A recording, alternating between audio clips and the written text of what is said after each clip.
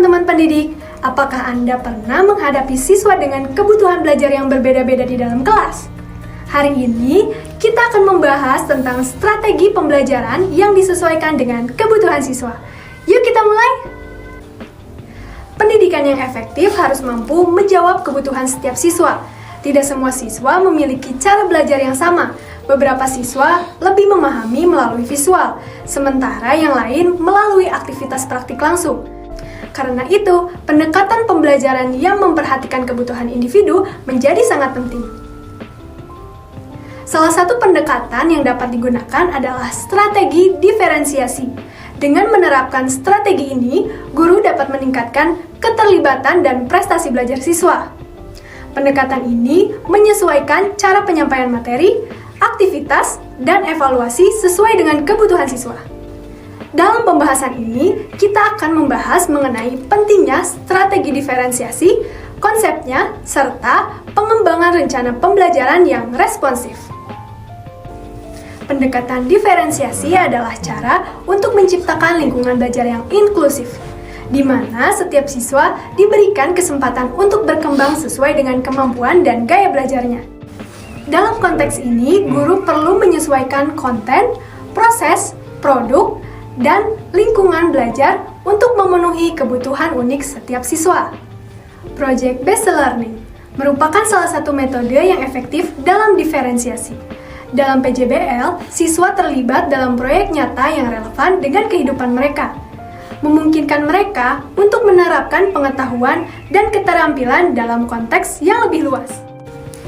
PJBL memiliki keunggulan diantaranya yaitu siswa dapat menyesuaikan kedalaman proyek berdasarkan kemampuan mereka dan proyek memungkinkan siswa dengan berbagai gaya belajar untuk berkontribusi, seperti melalui presentasi visual, laporan tertulis, atau produk kreatif. Pembahasan selanjutnya adalah mengenai pengembangan perencanaan pembelajaran yang personal dan responsif. Rencana pembelajaran yang fleksibel adalah komponen kunci dalam mewujudkan pembelajaran yang inklusif dan efektif. Menurut Tomlinson tahun 2001, rencana pembelajaran yang responsif mencerminkan adaptasi pada 3 aspek utama, yaitu konten, proses, dan produk. Fleksibilitas ini tidak hanya meningkatkan keterlibatan siswa, tetapi juga membantu mereka mencapai tujuan pembelajaran yang telah ditetapkan. Berikut adalah langkah-langkah membuat rencana pembelajaran yang personal dan responsif. Pertama adalah identifikasi kebutuhan siswa. Asesmen awal dilakukan untuk mengidentifikasi kemampuan awal, gaya belajar, dan minat siswa. Menurut Gagne tahun 1985, asesmen kebutuhan adalah langkah pertama dalam merancang pembelajaran yang efektif.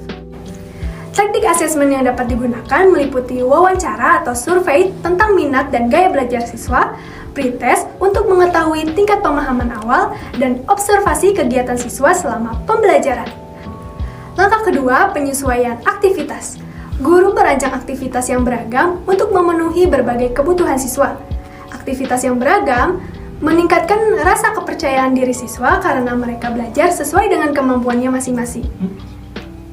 Berikut adalah contoh penyesuaian aktivitas yang dapat Anda lakukan. Siswa yang memerlukan dukungan tambahan diberikan panduan langkah demi langkah dalam pembuatan tugas. Dan juga, siswa dengan kemampuan tinggi diberikan tantangan tambahan seperti soal atau proyek untuk memperluas analisis lebih mendalam. Lalu ketiga, pemberian pilihan tugas.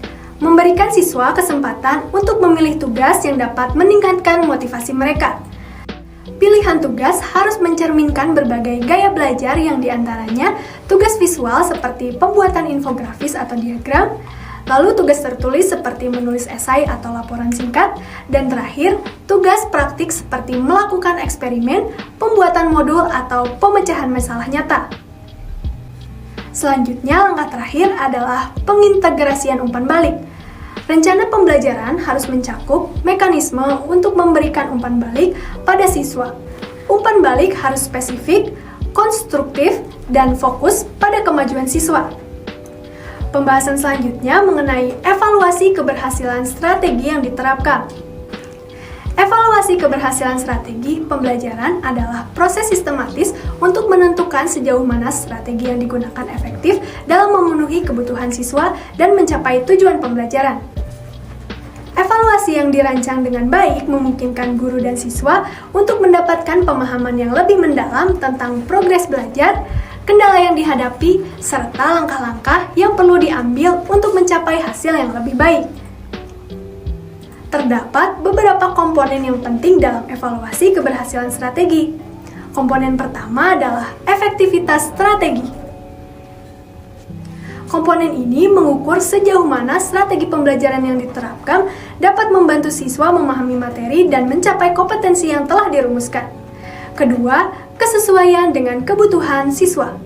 Hal ini penting untuk menilai apakah strategi yang digunakan relevan dengan kebutuhan belajar individu siswa, baik dari segi gaya belajar, tingkat kemampuan, maupun minat mereka.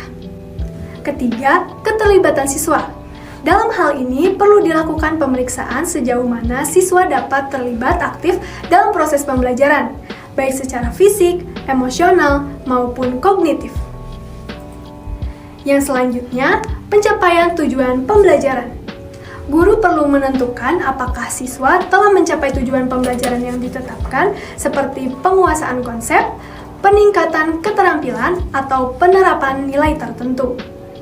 Dan yang terakhir, kepuasan siswa.